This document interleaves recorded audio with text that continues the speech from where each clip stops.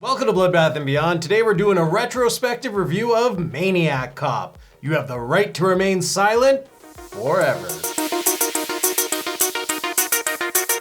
Directed by William Lustig, starring Bruce Campbell, Laurene Landon, Tom Atkins, and Robert Z'Dar as the Maniac Cop. Maniac Cop is about exactly what you think it's about. A maniac cop who goes on a killing spree, and his murders are being pinned on Bruce Campbell. But Frank McRae, a detective on the case, played by Tom Atkins, he knows who the real killer is. And now they need to stop him before he uses his long arm of the law to reach for his baton, which doubles as a sword to stab people. Since when is my personal life any of your business? Since your wife was found dead in a motel room. This is a recommendation from Patreon using the random generator. This is a first in our Patreon history where two people chose the same movie, Reese Jordan and Jason Williams, both who have recommended great movies in the past, and sure enough, it was number 1 and 3. And this is a retrospective, there will be spoilers, so if you haven't seen it, definitely check it out, it's on Shudder. But let's get into our likes. I'm kicking it off with Tom Atkins. We've seen him in this role so many times, and it's just a perfect fit. Everything he did in this movie was smart, it was sneaky, he was just awesome. Every plan he just thought up immediately. If he needed to hide Bruce Campbell's girlfriend for a second, here's an extra set of keys to my apartment. This is what you're gonna do. This is what we all need to do to take down Matt Cordell, or the Maniac Cop, who, if you happen to ignore my spoiler warning, I will fill you in. Matt Cordell was a really great cop on the force. He took down a lot of bad guys, and he was just a force to be reckoned with. He got thrown in jail and then killed by the people that he put away. But he wasn't actually killed. They think he's dead, but he's not. And now he roams the street as a maniac cop. Shit, you really think a cop did this? Why not? When you're watching like Tom Atkins' character like solve the case, it's really interesting because like he goes to like the pier, he like follows who he believes is the dirty cop. Nailed it right off the bat. But I think the most shocking part was that he actually died. You know him as this hero in every other movie, and you assume he's gonna be like the guy to like put the maniac cop to rest, but he doesn't. It was brutal. Him just getting bashed around the office was awesome by this big ass maniac cop who Robert Z'Dar absolutely crushed it because he's just like a beefy dude. And that's basically, he was typecast as that because he had like a condition where he just has this massive face. But he's also like a really tall guy, he's well built, and he just tosses people with ease. But throughout the film, he just shows like straight dominance and has this wonderful silhouette. You just see this massive person and you're just like frightened. He's great, I love him. Seems that you automatically assumed that it was a police officer instead of some lunatic son of a bitch dressed up like a cop. When he takes his victims out, it's interesting in the sense that like he uses brute strength to like pick them up, choke them, but that isn't really how he kills people. He uses his knife baton, which is basically a resemblance of how he was slashed up and shanked in prison. And I do like some of the backstory in the fact that like he has brain damage, so he doesn't know what's good or bad. So what he's doing, he doesn't probably feel anything for like the people he's killing, because I think most, or if not all, were innocent people that he was killing. He's just like exacting revenge on people he doesn't even know. The guy is nuts. He's maniac. He'll kill again. He enjoys killing. I like the camera work as well because the beginning of this movie, they're not really showing you too much of the Maniac Cop. They're showing you him from the behind, and they're not showing you his face. And when we're first introduced to Bruce Campbell, because his wife initially suspects him of being the Maniac Cop, it doesn't show his head for like a big part of their first conversation, just to try and add like a little red herring effect until we actually reveal, oh wait, no, he's kind of a nice guy, but he's still kind of a dick because he is cheating on her. But he's not like the dick to the point of him being the Maniac Cop. Speaking of Bruce Campbell's character, it's always fun watching him on screen when he gets tossed around. It just adds a little more like lightheartedness to the situation. Woman's gonna get me. I do want to shout out the amazing stunt work. There's some great car chases, which has some excellent music to accompany them, but the stunts are so good. One looked extremely dangerous, where the paddy wagon goes off this dock and Bruce Campbell's character, Jack, is like jumping off of it at the same time. If he fucked that up, that car lands on him and he dies. I'm no stranger to getting hit by cars in films. It's happened to me twice. The one scene where the like pier security guard gets clipped by the car car. I thought of you. Yeah, because that's exactly what happened to me. It's like, oh, the car's coming, better get out of the way, and it just clips you, and you feel that force. It tosses you. Now, what didn't we like? I didn't like the story necessarily. The fact that you're building up this Maniac Cop and you're doing it in such a way that the big reveal is that the commissioner and the mayor threw him away for some reason, and the whole point is the Maniac Cop is supposed to be getting this revenge on them. Really, he runs into the commissioner, which I forgot to mention in my likes, which was played by Robert Roundtree, aka Shaft, but the Maniac Cop just kind of like,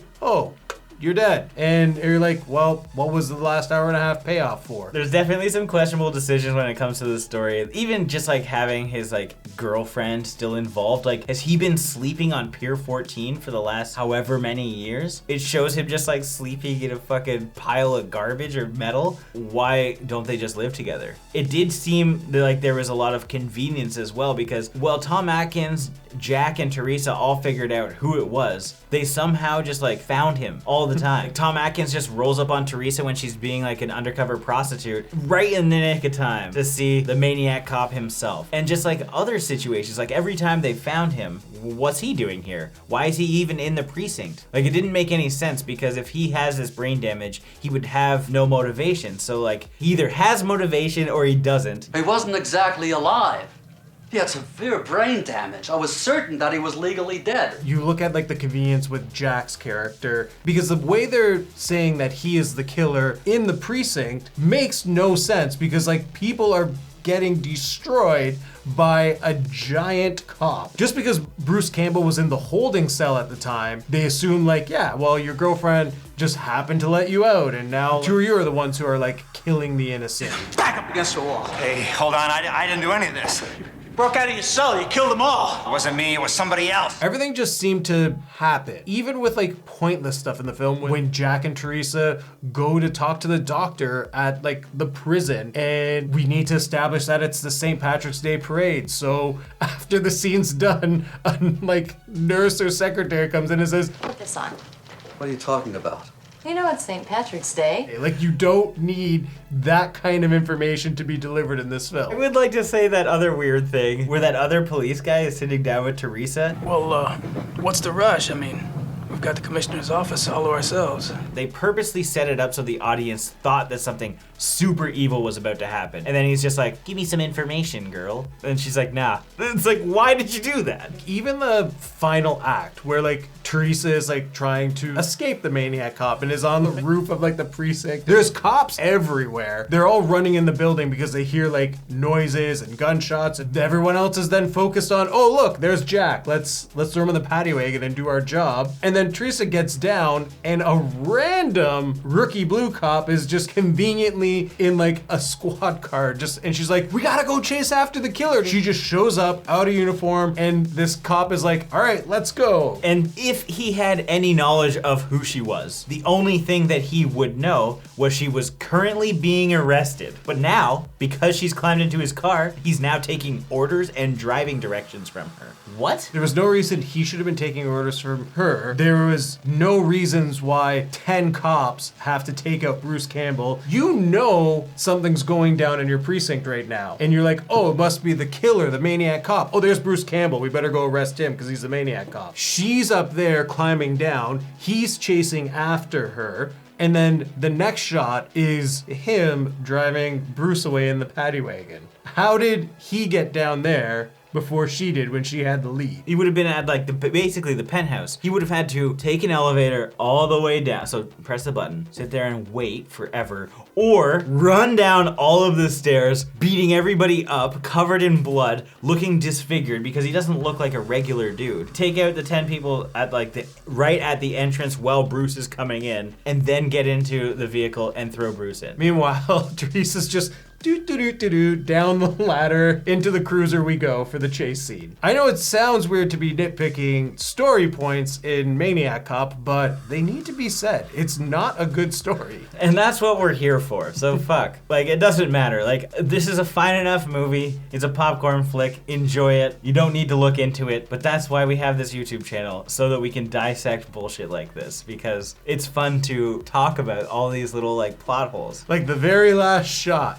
Maniac Cop's hand just like placed underwater. Everyone's like, well, we got the van and he's gone. Noah's just gonna like peer over the edge. They're just like, okay, well that's solved. No body, doesn't matter. And they didn't arrest Bruce. Well, to me, it looks like you escaped a bunch of cops and stole a paddy wagon and drove it off a fucking dock and just called it a day. Be like, nope, killed him, don't worry. Don't look for bodies, everything is good here. Although I question their coroner anyway, so even if they did find a body, I think they'd be suspect. I also do question the logic behind the Maniac Cop being invulnerable to dying. I mean, Teresa and Frank shot him multiple times in close range, even to the point that Teresa was like, "It couldn't have just been a bulletproof vest. I hit him in the head at least twice." We know he's not like a zombie or a demon. He's just a guy who survived a stabbing. Although I think this gets changed in the next one. I think he is technically a zombie or something. But that's what I'm saying. If there was not a Maniac 2 or 3, this doesn't make any sense. Now you said Maniac, but that's also directed by William Lustig. Now that we've dissected this a little bit too much,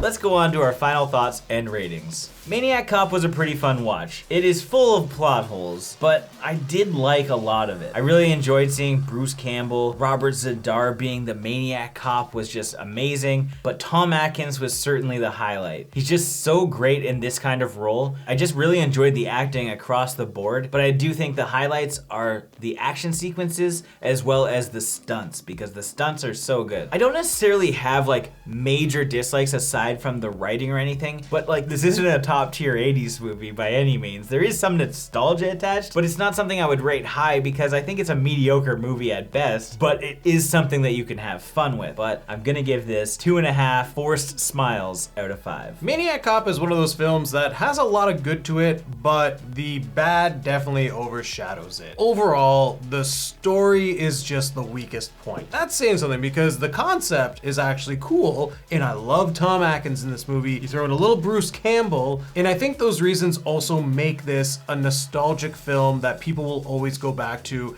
and be high on their list because of the actors that are in it and the story behind it. But it doesn't mean that it's necessarily good. I didn't have a bad time watching it. I just found that a lot of the things that happened were too convenient for what was going on in the movie. Plus, they solved the crime too fast. Like the red herring element was weak, and then our climax or motives for the Maniac Cop didn't really come to a strong enough conclusion for why this was all happening. But I will give credit to the stunts because man, those action sequences were fantastic. So with that being said, I can give this film 2 Sam Raimi cameos out of 5. As always, thank you for watching. Like this video and comment below with your thoughts on the film if you've seen it. If you haven't and you do want to check it out, links are in the description. And if this is your first time here, make sure you subscribe to the channel, stay up to date with everything Bloodbath and beyond.